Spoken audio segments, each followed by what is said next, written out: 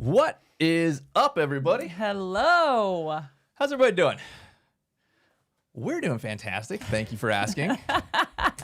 Just go and throw it in the chat. I see some people talking. Where are you all from? We see some Cali up in the house. We see some Texas up in the house. Lived in both those places. Arkansas. Virginia. I love the Arkansas Cozy Chic Homestays. It sounds like an Airbnb. You must own an Airbnb. That's what it sounds like. Yeah. I love it. Well, we do this every month, but this one's special because we're doing it at lunch and breaking it up a little bit. You know, it's football season now, and we figured you guys wanted to watch football as much as we did, so it's like, let's do a noon version, right? We can bang this out with people at work at lunch, and you get all your education on your lunch break, and we'll watch football later on. On Thursday nights? Yeah. Because it starts tomorrow, right? Tomorrow. Football. Yes. So. Opener tomorrow. Yeah. Hope the Cowboys lose. Sorry if you're a Cowboys fan. So we are going to be talking about behind the scenes really tonight. It's not tonight, no, it's this afternoon. Sharing the numbers. So we built our mansions. We got all the numbers ready. I wanted to really just kind of show you, here's what it looks like, and here's how the deal goes, and really just to share our journey and inspire you to get uncomfortable, to inspire you to do something big and life-changing and really scary, honestly. Mm-hmm. Like, weren't we scared? I'm still scared. Everyone always asks that. I'm scared every day. I don't know what you guys are talking about. So I think it's a good thing. It's a good thing to be scared, good thing to be uncomfortable. Yes. That means you're doing big things. Oh, man. Uncomfortable every day. But before we get started, I want to announce that follow us on social media. So Instagram, Facebook, YouTube, on our podcast app, Assisted Living Mansion. Follow us there. We have some good posts on there, as well as if you want a 15-minute call with our team, if you go to assistedlivingmansion.com, you can schedule a 15-minute intro call, see if working with us would be a good fit for you. We'd love to have a conversation with you. So check that out as well. What about the elephant in the room? It's Alex? That's a little mean. I'm just kidding. He's looking handsome today. No, I'm referring to the balloons. Oh, did you all know? I literally didn't know what you were talking about. I was like, he's what? I don't know. Wow. That was cold-blooded. That was not what I meant. Oh my gosh. Don't. Jeez Louise. I wish we can turn the camera around to show Alex right now. Anyways, it is Laura's 40th birthday today. 40th the big birthday. 4-0. Oh my crushing gosh. it. Crazy. Accomplishing most of your goals in life thus yeah, far. Literally. I agree. Yeah. Ready to set new, they bigger, say and better over goals. the hill. Is that really what it is? I feel like I'm just still getting to that hill, you know? So, no, yeah. I'm excited. My birthday. Yes. But I don't like birthdays, so Alex got me, of course, these balloons, so he's very sweet because he knows how much I really like it. But well, 40's still hustling. We got up at 4:30 this morning. We do almost most mornings. Hitting the gym, hitting CrossFit. Laura was out there crushing it, doing great. Yep. Got to set the standard, you know, in all areas of life. Yeah. Well, let's talk about this topic here. Let's do it. All right. So, as I was kind of introing and saying, right, like our mansions are built. If you have not seen them, you should have. We put them all over the social, but you can actually go to Platinum Resort's website, platinumresortassistedliving.com, and there is the virtual tour buttons there. So we have both of our properties there, right? There's the Mesa one, which we built in 2020. That's a home conversion, and then there's the new mansions. So check out the virtual tour. So sick. You can kind of just literally walk around the buildings, and so. We built that. We are going through the licensure process now. Specifically here in Texas, you kind of do it in two parts. So the first part's done. We brought in 3 grandmas in both buildings, and going through that in the next month or so, we'll be fully licensed. And man, built this massive wait list. Pretty much the first building's already sold, and we're at $8,500 per bed per month for that. And we'll kind of share all those numbers. But man, like. The opportunity to do this is phenomenal right now. We partner with people across the country. We're in like 16 different states, with a team of 9 of us going through, looking at people's deals, working with multiple banks, national banks across the country, helping people raise money from investors. And dude, if this is something that you have the heart and the passion for, it's fantastic. There is no opportunity as good as this by like anything close, right? Unless you're like getting into AI or something, right? There's baby boomers and there's AI. Those are the 2 things like cutting edge right now, right? Mm-hmm. And so I want to stress to people like, hey, you know what? We sat on the fence for like a year and a half, maybe a little more. You know, we were flipping houses, we were looking to get into assisted living, and I just couldn't find something that penciled. We were looking at people doing these 6 beds and 8 beds, and I was like, man, I don't see the math working here. I don't see the numbers. And so we sat on the sidelines for a year until we kind of fumbled our way into this model, the assisted living mansion, and just wanted to share that with you today and show you kind of behind the scenes. Here's what the numbers look like. The numbers are important. I think that's one thing. We have a beautiful building, and we have great caregivers and awesome managers and the whole team, right? But I think the numbers are something that is the first thing that we look at when we look at a deal. How much are you going to be getting for those bed rates? How much are you going to be spending on your land? So those different numbers are very important. So I think that this call is vital for your success. So we're hoping to get those gold nuggets for y'all. Yeah. So let's talk about our deal. We bought about 8 acres here in Georgetown, Texas. And over the course of this business, because really there's 2 parts, right? This is an active business. I want to say that first and foremost, we walked into a business opportunity, and we teach people a business opportunity. This is not passive. This is not, let's go and get into, apartment investing or syndication or, anything like that. This is, here is a problem to solve in the marketplace. The baby boomers need somewhere to go. Memory care is rampant, and people are living longer and longer, and they're living longer and longer sick. And so someone needs to take care of these people, because the only options are the big smelly facilities, the dinky little RALs, and neither of those are great options. So with that in mind, we have really 2 parts to the business, right? There's the actual business itself, and then there's the real estate play.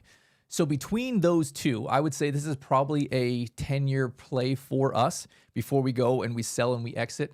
And I'm going to show you today how we are projecting to make $30 million in net profit, not in sales, not in income, like in actual take-home net profit over the next 10 years. And we're almost 2 years, year and a half or so into this deal. So want to show you really what that looks like. And you don't have to do a deal as big as this. Honestly, we weren't planning to do a deal this big. It just kind of grew, and it became more grand, and it became more elaborate. And it's just, I love it. It's gorgeous. It's beautiful. And we're actually doing this in 2 phases. So we'll kind of talk through that. Anything you want to share there? No, go ahead. No. Okay. All right. Well, let's get to the meat of this thing, right? Let me start talking to you about the numbers and really just describing what the deal looked like.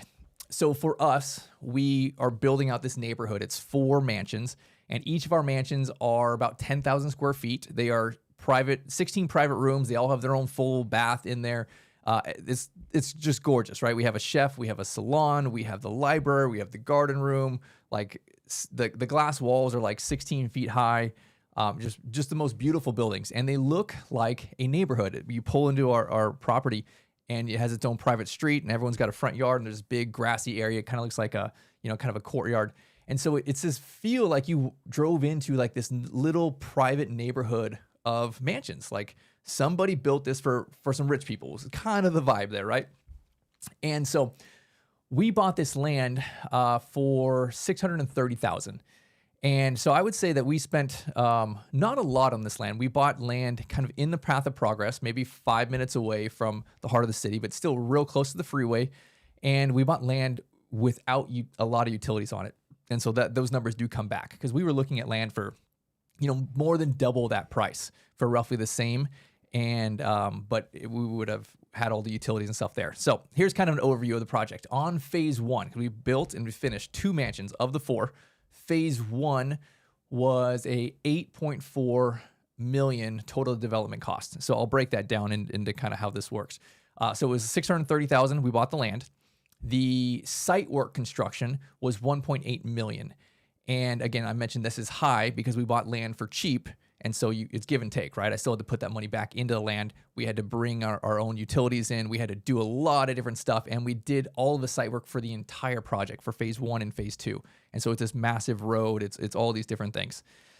So site work was $1.8 million. The construction for each mansion was about $2 million. So $2 million for the first building, $2 million for the second building. So it was about $6 million total for the actual construction of this, right? So land plus construction. And then there was a bunch of like little fees and other things that went into it. So bringing us up to 8 million. So there was about 100K. I think Laura spent more than that on FF&E and furniture and stuff. I think it real life came out to about 80 to 85 grand per building for that kind of stuff.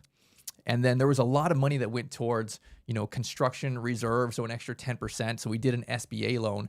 And SBA is awesome because they'll do 10, 15% of this deal, total development cost, right? So you just have to come up with, let me rephrase that. You need 10 or 15% down. They'll do 85 or 90% of that. So with that, then they're baking into this deal some of these other soft costs. And these are really important numbers here, right? So it's, there was like 600,000 for us in this reserve bucket for potential change orders. We use some of it, but not all of it, but it's sitting there, right? In the bank's kind of, magic bucket, so to speak. Then they had like another $500,000 for interest while we were under construction. So we were not making payments during that. And so every month they'd pull some of it out of this little magic bucket they have, and I get a report of everything. And then even after you're done with construction, then there was another little bucket that had lease up reserves. So even after you're done with construction, going through licensure, filling up your beds with grandmas, you're still not making a profit yet, right? So there was like 330,000 in that bucket. And again, that's, roughly 6 months of interest payments.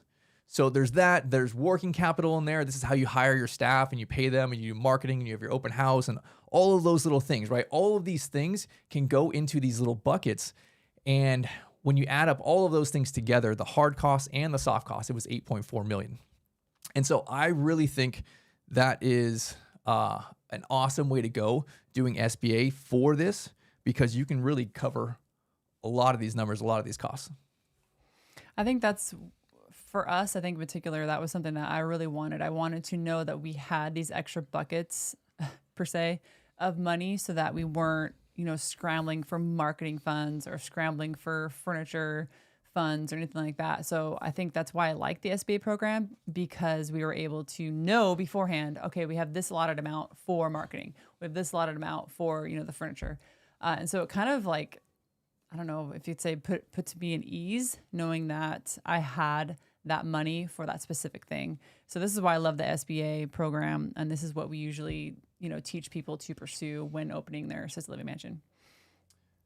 So to dive in a little bit further on this SBA loan, right? So you may be thinking, hey, Brett, you did an $8.4 million project. We put $1.4 million down. So we had a loan of $7 million. And if you know your stuff, you're like, well, SBA 7A only goes up to $5 million. And that's true. So this is actually what we did. We worked with a national lender that is in this space and knows this niche well. And so we did a $4.8 million SBA loan. So it's an SBA 7A. That was in first position. And then there was a pari passu loan, which essentially just means like matching the terms. So we had a second position commercial loan from the same bank that was $2.4 million, somewhere around that. And and those two loans are almost kind of like tied together. I can't go and pay off, the second loan without making a proportionate payment to the first loan. So there really, you have this total loan, even though one is only backed by the SBA program, the second is really tied in those same terms together. So what's awesome, because with SBA, you can do this loan, and it's just one loan. Even if you're gonna do construction, they will lend money for, the land and the construction and all of these soft costs. And it's not like you have to refinance or transition or get two different loans. They're going to do essentially a 25-year fully amortized loan with an additional 12 months of construction time. So maybe a little more than that. So it's like a 26 and change year loan if you're going to build new construction. So you have this really permanent loan, right? I don't have to go and, go some bridge loan and go back to some new bank and refinance and do all of those kind of things. So you get one loan product, fully amortized. And usually they are floating. They're usually not a fixed rate. And so I actually think that's an advantage actually at this point right now, right? I would rather have, while interest rates are high, I'd rather have a floating rate, and it's usually, the Wall Street Journal prime plus a certain number, right? It might be +1 or +2 or something like that. And really that's in the 9s and 10s, 8.5 to 9.5, something like that right now. So it's high, but everything is kind of high right now. So I really like this for a 3 to 5 year loan. I'm going to get my thing built. I'm going to stabilize it. I'm going to get a couple years of taxes under my belt, and then I'm going to take my now product, which is very, very mitigated on risk because I don't have construction risk, I don't have lease up risk, and go back to a local commercial bank and get fixed terms, get very favorable terms. We did that a few years ago when we did our project on Mesa. We went and had we raised all private money.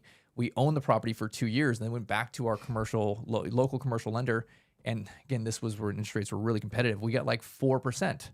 Long-term stabilized debt, right? Like you can get that, but probably not right now. You're not going to be able to go to your local bank and tell them you want to build an assisted living mansion and you need to borrow, $2.5 million.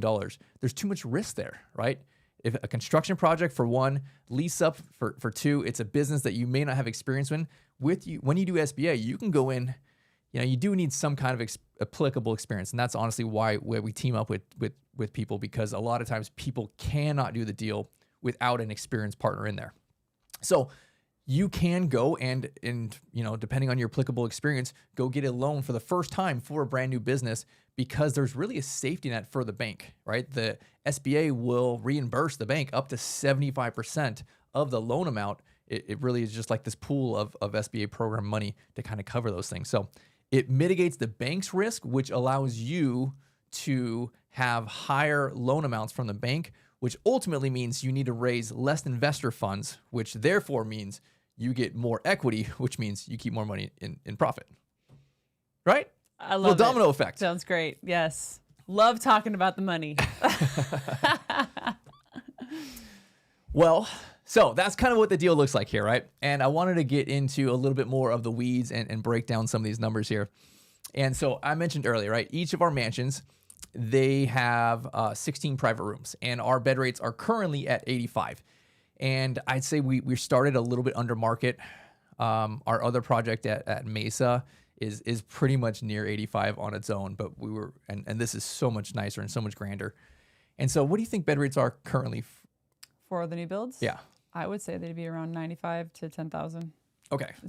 So we showed ourselves a bit here to be able to fill up. Mm-hmm. And I would say most of our grandmas are 18 months with us or so before they pass. Yep. Mm-hmm. So there's we a still little have bit a of turn. few original grandmas from when we first opened our original building, Yeah. which was 5 years ago. So there are some that are there a long time. Yeah. Sometimes it's 6 months, sometimes it's 5 years. Yep. Right. But you can price increase along the way. And again, like we're doing a math question here. We have 3 16 beds in Georgetown, and we'll have 5. We'll have 80 beds here. So I don't want to come in highest in the market. I want to come in at $10,000 right now. So we came in at 85, and it allowed us to fill up very quickly. My profit on that, I'll show you, is super strong. But as we start to stair step up over the next couple of years, it gets aggressive on the net profit on this kind of stuff. And the opportunity is fantastic. Mm-hmm. So this is not like a fluke for us, right? Like, I mean, we look at opportunities around the country in lots of different states. And I mean, there's plenty of states that are $10,000, $12,000 a month. There are some places that even on the lower side, I would say that the lowest I've seen for stuff like this is probably about 65 to 7,000. Now, if that seems unreasonably high to you, it's very high in general. But I would have you consider our product is going to be the most nicest in your city, right? So consider that. And the second thing is our service is the highest levels of care out of, pretty much the industry, meaning that we do end of life and or memory care. And that stuff's expensive. You go, memory care, people have dementia, people have behaviors. That is not cheap anywhere you go, even if you're in, Podunk, Mississippi or something, right? Like it's just expensive. Mm-hmm. So pretty standard numbers. I think that a lot of places can get in the 8,000s on this, which leaves amazing opportunity for you to do this and then bring in the funding on this because the numbers are so strong. So with that in mind, right? So we're at 8,500. Our income, like as I said earlier, we pretty much already pre-sold one of our buildings, 16 there. We'll fill up the second one here shortly after we complete our licensure. But this kind of puts our monthly income. So 2 buildings, 16 and 16. About $250 to $270 a month, depending on vacancy and the move-in fees and stuff that we charge. So call it $260, right? $260 top line income. So I'm going to show you some math over the next few minutes and just talk through really getting to the bottom line. What's the net profit? But we're going to start here at the top line, right? $260 a month of income, and then we're going to start subtracting different things on there. So let's keep moving forward. The biggest expense that we have is payroll, right? This is a 24/7, 365 business. And that's honestly why you have to make amazing money. I'm not going to tell you like it's worth it if you made a reasonable amount of money. We're open every single day, right? Like that's almost like 3 businesses, right? There's a morning business, an afternoon business, and a night business, right? Like you have that many potential call outs, you have that many potential issues, that many potential customer complaints. Like you're open the weekends, you're open Christmas, every single thing. It's not worth it to do, people hear what we do and we're like, oh, I don't need to make that much money. If you're going to run a 24/7 business, yes, you need to make that much money. It's risk versus reward. It's worth the energy and the effort. And so this is kind of why I like to talk about this. It is the only opportunity I know where you can make a financial difference like incredibly within 2 years for your family, but also make such a massive impact in your community. So payroll, all right? For us, it is $95,000 a month. And so that's for both these 2 buildings, right? So top line is 260. We're going to subtract 95 grand. And that model right there for us is 2 caregivers, 24/7 around the clock. There's 2 caregivers in each building that are awake. There is a chef in each building every single day. And then multiple managers. So almost about 2 managers per building. And because some of our regional managers, they float between some buildings. And I want to stress how important the manager part of this is. And the manager part of this is how Laura and myself have time freedom, how we are here doing this with you and not working, right? How we are traveling with our kids and we're going on vacations all the time and we're at our kids' games all the time. It is because of the staffing. You need a great management team there. You need to be able to pay them very well. You need to be able to overstaff and overhire on managers, right? Like 1, I don't think is enough. I think, again, we're talking about 2, not just 2 for 2 buildings, 2 each. Like 4 managers. We have a total of 6 managers right now. We'll have 6 managers. We'll have a total of 7. 7 managers for our 3 buildings. That's purposeful. Yes, that is purposeful so that we can only sit in the owner seat. We are happy to pay extra money to only sit in the owner seat, and we'll make a couple $100,000 less a year. Totally fine. We want the time freedom, right? So that's kind of my message for you here today. Here's the numbers on how you can create an amazing deal.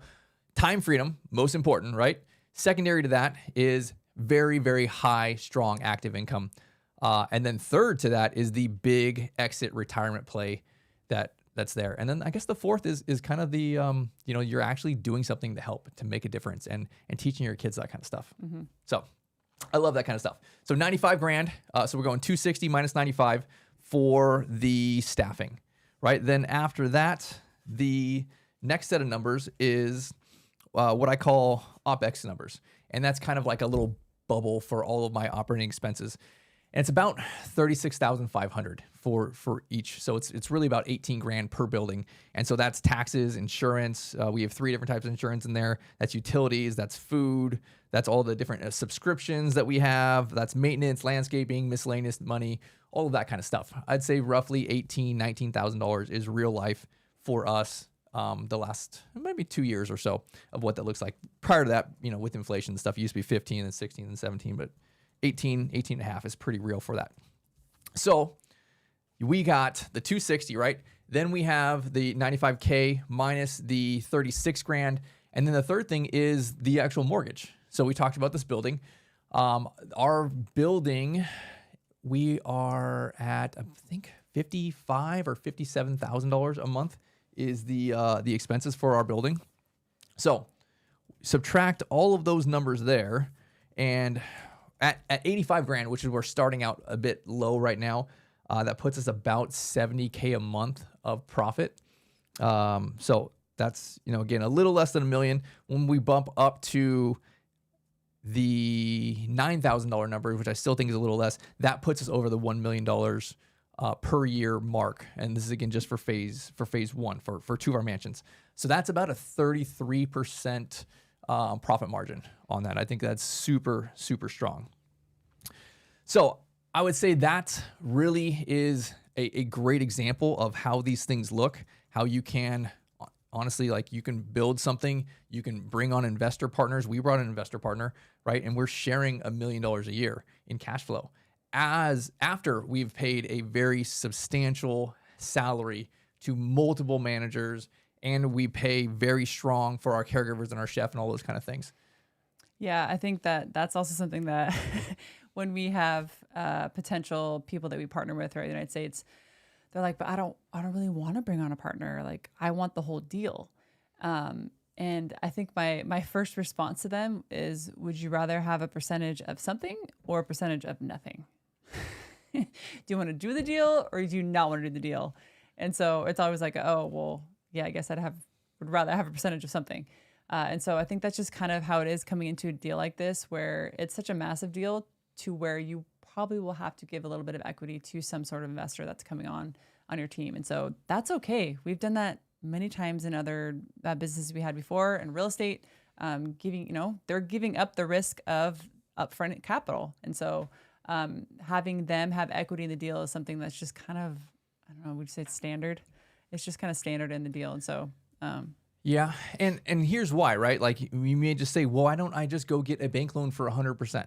One, a bank's not going to give you 100% of this money, right? They're going to want at least 10% down, if not 15 or 20% down, right? At SBA, if you do commercial, it's going to be much higher than that.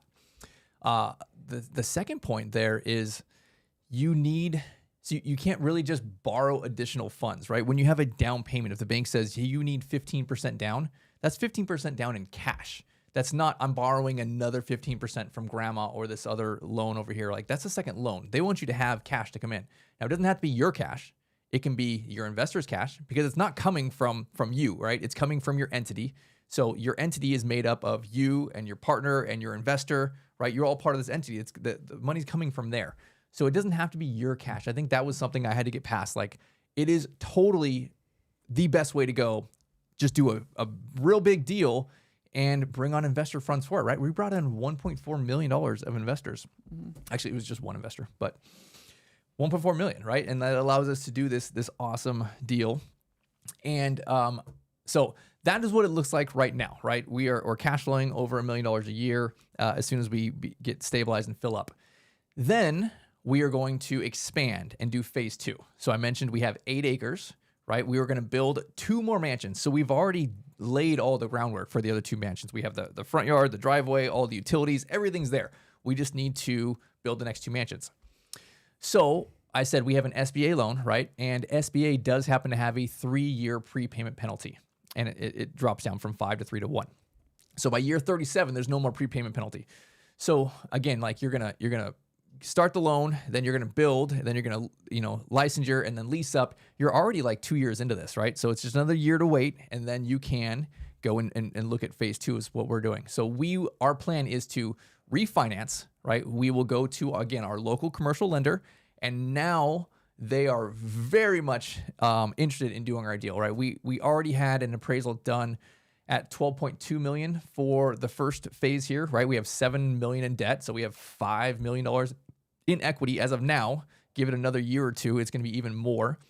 And so we'll have, again, almost 50% margin on this. We can go refinance out, get, hopefully in another year and a half, the interest rates are going to be much further down. We'll get a solid fixed rate on that, and then use SBA for the second phase. Now it only maxes up to $5 million, right? So we'll take the current loan out of the SBA onto commercial, and then a new SBA loan. And at this point, we've already spent 2/3 of our total project, because we already paid for the land. We already did all the site work and utilities and roads and everything. So now we just need to build 2 more buildings, right? That was $2 million and $2 million. So it's probably going to be a little bit more than that, another year and a half from now. So call it like 4.4 million, maybe a little bit of soft costs, 4.5 million in there is what we would need for this new loan to do SBA.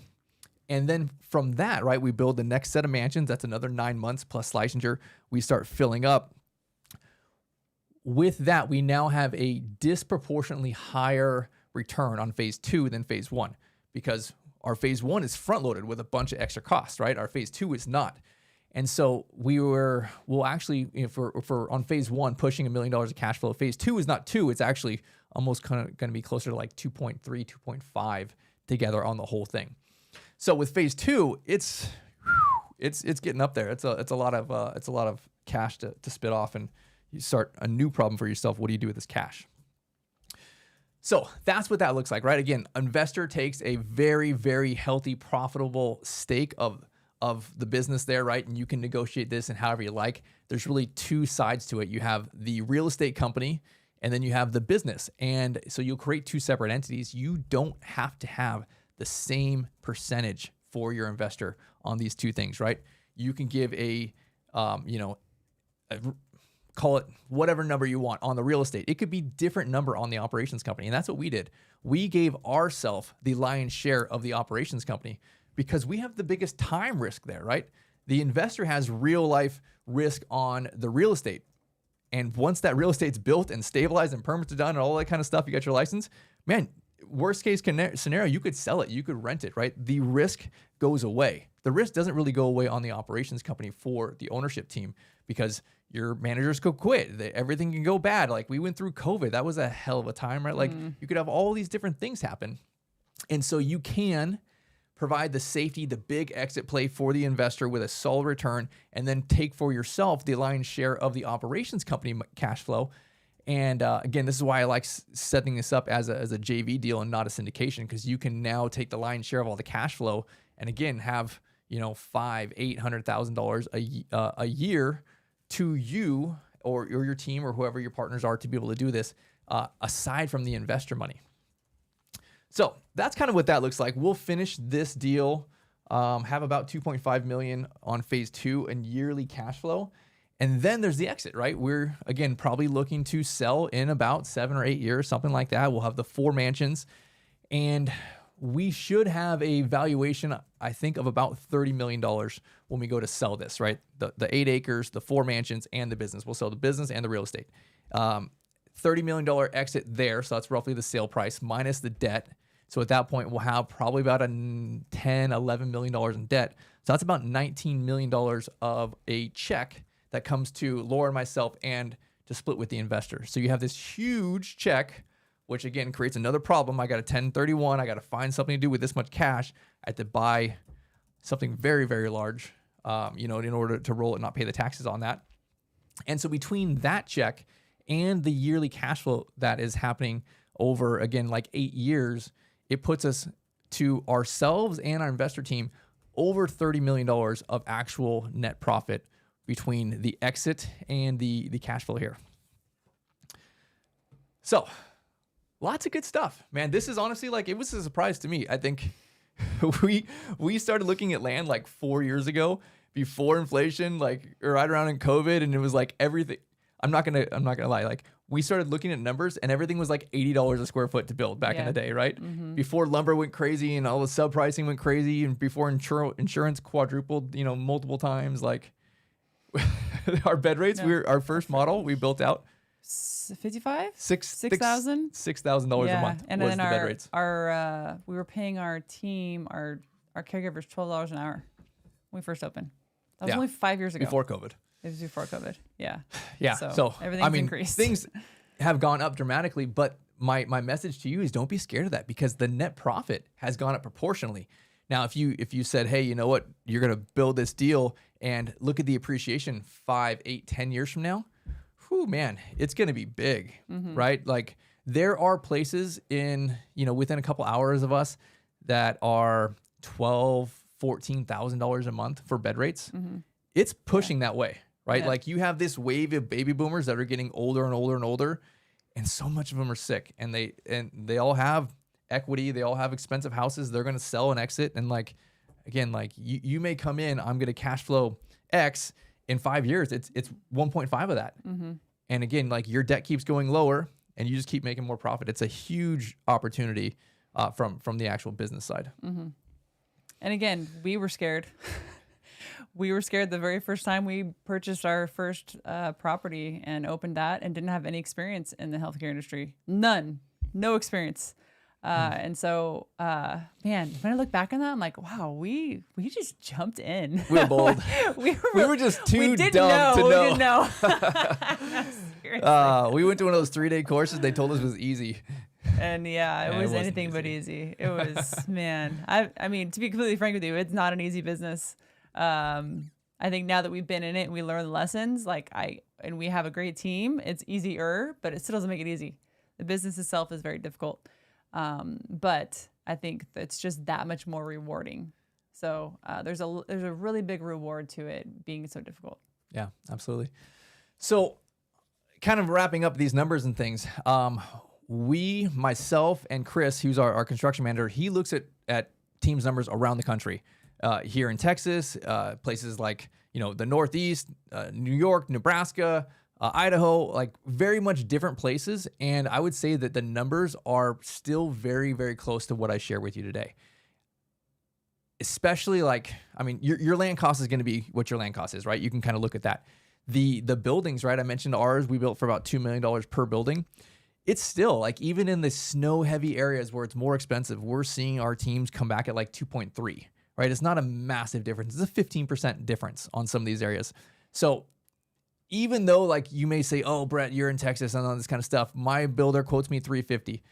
Everybody says that. That's BS. That's like the just bull crap number that they throw out there on the front side.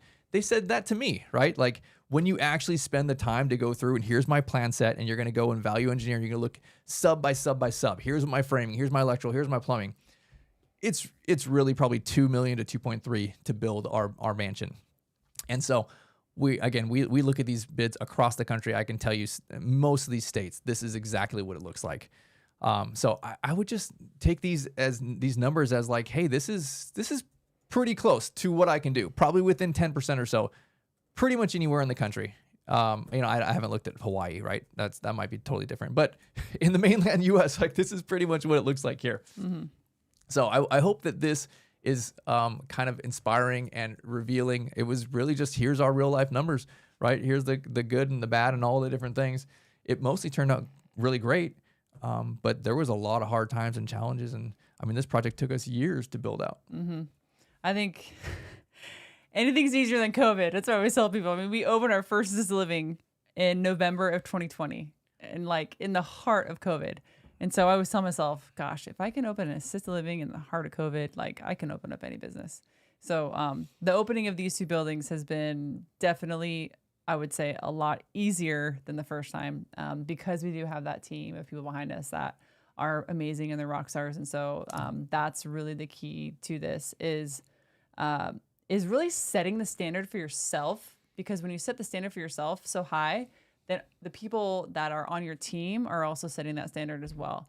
And so I think that's really important, that you as the owner are really just being the best version of yourself, because that's the example that your team is going to follow. And that's vital for your success. Yeah. So again, my whole play here and why we do this, right, is just to be able to go and say, hey, here is the school of hard knocks that we went through. Hundreds of thousands of dollars we've lost easily. I'm still learning. I have to write another check for like 80 grand here next week, right? For another lesson that I just learned. And again, I'm here to document all these things for you so that you can avoid all of these, or at least most of these pitfalls. And again, go ahead and dive into this, learn this all on your own. For teams that want to reach out to us and say, hey, how do I build one of Brett's mansions? How do I work with the team there and copy and paste everything and just make it super easy? Reach out to us, right? assistedlivingmansion.com. Check out all of our free resources there. You can book a call with our team, and we'd love to be able to talk to you and see, is this right for you? Are you in a right financial position to be able to do this? Are you in the right location to be able to do this? And see how feasible it is for you to build your own mansion. Yeah, we also have some free resources on our website too, so go check that out, assistedlivingmansion.com. There's some courses on there for you to check out. It's not fluffy courses where you're just going to go and feel great about yourself. These are actually courses you're going to go and you're going to get educated on exactly the first steps that you need to take in order to build your assisted living mansion. So check that out. Check out Assisted Living Investing. That's the podcast that Brett does weekly, and he talks a lot about the things we just talked about, the numbers of it all, how to get started. And so, yeah, check out Assisted Living Mansion, Assisted Living Investing podcast. Again, on social media as well. So go to Instagram, go to Facebook, go to YouTube, Assisted Living Mansion. We are there. Check out all the videos that we have. That'll be super helpful for you as well.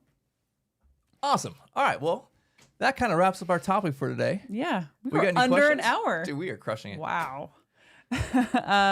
Yes. Let's see. I know there's So I answered most of the questions. I was on top of most of it. You're awesome. Okay.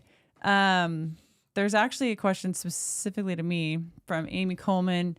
She said, Laura, can you speak to being a mom and a business owner? How did you overcome hurdles that come with parenting, all the while doing a big deal? Amy Coleman, I got to tell you, this is not something that I did perfectly. I think that it was a struggle, to be completely frank with you. It was something that I wasn't perfect at it. There were times where, like I would get so overwhelmed that I would cry like in front of my kids and they'd be like, what's going on, mom? And I would have to just tell them like, mommy's having a really hard day.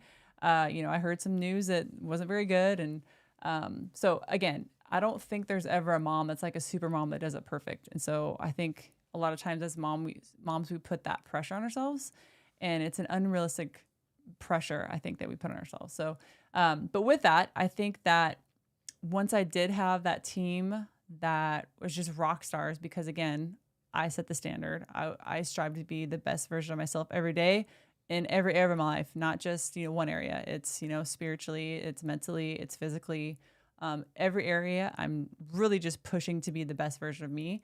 And I think because of that, then I think my team also does that too. And so when I have a team that does that, I feel like I can then kind of step away because they're taking over and they're doing amazing things with Platinum. And so again, I think that's really what I tell people is setting that standard for your team will allow them to kind of replace you in a way so that you can then step down and then really take the time with your family. Now, hold on. With that being said, there are some things you're going to miss as a mom. You may miss a few games in the beginning. You may miss a few things that your kids are doing as a sacrifice for what you will get to once, you do push toward that point where you are pulling away from the business. So I don't want to, we say now, right now we say we make all the games, we do all the vacations. Yes, we do that now. But I think that there was a big hustle in the beginning. We hustled really hard. We were grinding really hard. I picked up shifts on the floor because, there was no other option. Like, we did the hard. We were in like the nitty gritty of it all. But I think that was, I think it just forged the people that we are now. And I wouldn't take it back. If I was to do it all over again, I would do it the same way, because I feel like now I have an understanding of the floor and what it's like to be and on the floor and, run a shift, so that now I have an understanding of what to expect from my team. And so with all that being said, it's not perfect. I don't think it ever will be. It's going to be messy and it's going to be kind of hard to maneuver through it all. But I think once you get through it, because you'll look back and you'll be like, I'm really glad I went through that because it's made me the person I am today. Yeah. Just do it, right? Especially if you're kids, right? Is that your why? Yeah. That was our why. Mm-hmm. We wanted that time to be with our girls and to be able to travel and to teach them business and, not set them up to be pawns in this economic system and go be trapped in the rat race, right? Like, we want to show them, here's how you make amazing money and you make a difference. And we knew going into it, it was a conscious decision. It's going to suck for this next year or 2 years or whatever that cycle is until we push past that. Yeah. I wanted to be the example for them too, to be the example to, like, for my kids, I hope that they sit in rooms that I never sat in. I hope they have conversations that I've never had with, people that are doing amazing things. I hope they go way further than what we could have ever imagined for ourselves. That's what I really want for my kids. And I feel like for them to see what we've gone through and what we've accomplished, I think that's really going to catapult their success. And so I really just do it for the kids, right? Like, yes, I think it's great that they see struggle. They should see struggle, right? It's not all, what is it? Unicorns. Unicorns and rainbows. I'm like, what are those things called with horns? Unicorns. And I think that's great. They should see the hard, because it's not an easy thing being an entrepreneur. People sexify it all the time that it's like this great thing and like you have all this free time. And yes, you get to that point, but it's not like that in the beginning. It's hard in the beginning. And so I think that's one thing that I always like to portray to people is like, it's hard, and that's okay. It's supposed to be hard. Mm-hmm. Anything this big and this great is supposed to be hard. Exactly. Yes. One final question. A clarification somebody's asking is, did y'all say payroll is $95K per month? I assume that is for both of your current houses. Question was clarifying payroll. Yes, I did say $95K per month for both buildings. So it was the 260 minus the 95 minus the 55 minus the 36,500. There's one more question on here. When hiring, do you prioritize staff with experience or people with great attitude that you can train in your culture? I actually like hiring people who do not have experience. I would rather hire someone literally straight out of high school who has the heart and compassion for people. I can train someone like that. If I am hiring someone who has maybe come from 2 or 3 big box facilities, they come with really bad habits that are really hard to break. They come with a culture from those big boxes that are really hard to break. And so I would rather train somebody who has the heart and compassion for people to do it in a way that Platinum does it. Because again, we have a higher standard at Platinum. And a lot of times people don't like that standard, and that's fine. They can take their other standard somewhere else. But we really, I think, people who have the standard that we have, we really attract those type of people. And so, again, I'd rather take somebody with no experience. Maybe there's someone who's a hostess at a restaurant who just graduated high school, but she's really sweet and has a heart for seniors. I would take her any day over someone who's job jumped to, 7 different big box facilities in the last 2 years. I don't want something like that. I really want the heart and compassion. So that's really what I'm looking for. All right. Well, that was a great answer. Well, thank you, everybody. Thank you for joining with us. I hope you like this kind of structure. I think we're going to do more of these, kind of lunchtime powwows and bring on other people from the team to be able to share different components of it, talk marketing, talk construction, talk fundraising, talk in depth on operations and all that kind of stuff. Yeah, I love it. I literally could just see people eating like their sandwich and their lunch or in their car with like the mustard dripping down on their white shirt, like chewing it while they're watching. So I hope you didn't spill any mustard on your shirt, especially your white shirt. That's never fun. But it was fun being with you guys today during lunch. We'll definitely do this more often. So keep a lookout. All right. Fantastic. We'll see you all next time. Awesome. Bye, guys.